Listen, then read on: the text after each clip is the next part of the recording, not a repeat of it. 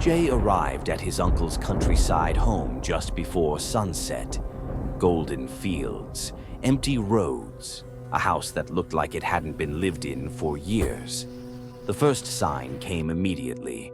His uncle's dog sprinted toward him, then froze, growling at something directly behind Jay.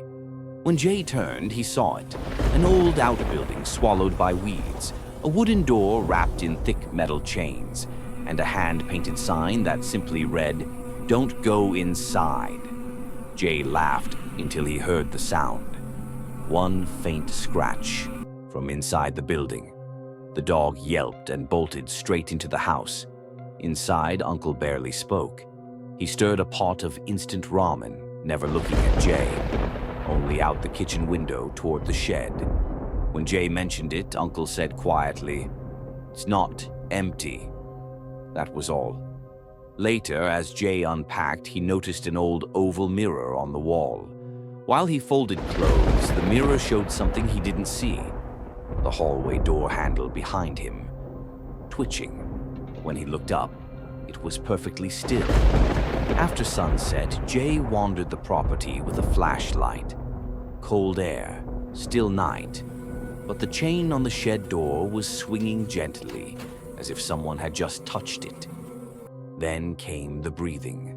Slow, wet, human-like, coming from inside the shed.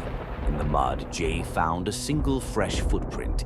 It led straight into the solid shed wall, and there was no footprint coming back out.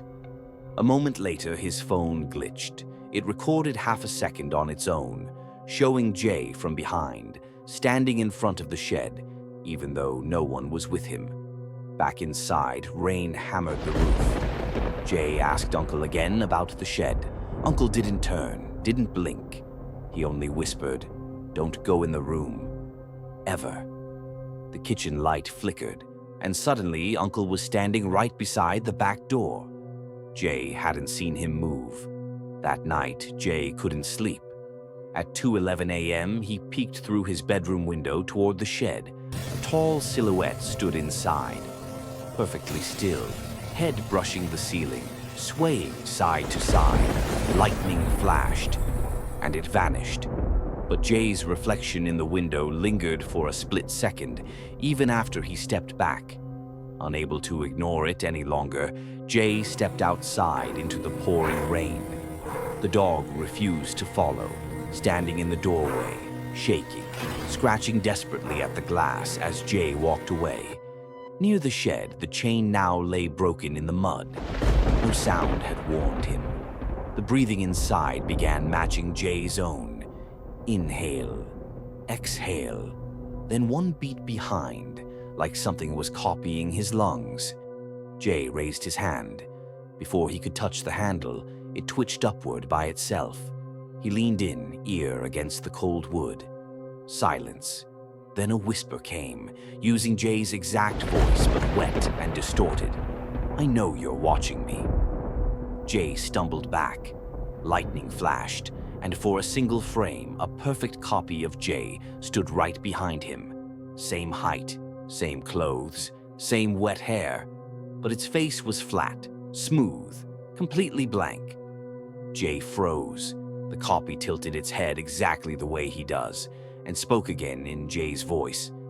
"You should have stayed in your room, Jay." Jay's heart stopped, because nobody, not the dog, not Uncle, knew he had left his room. The rain suddenly cut to total silence.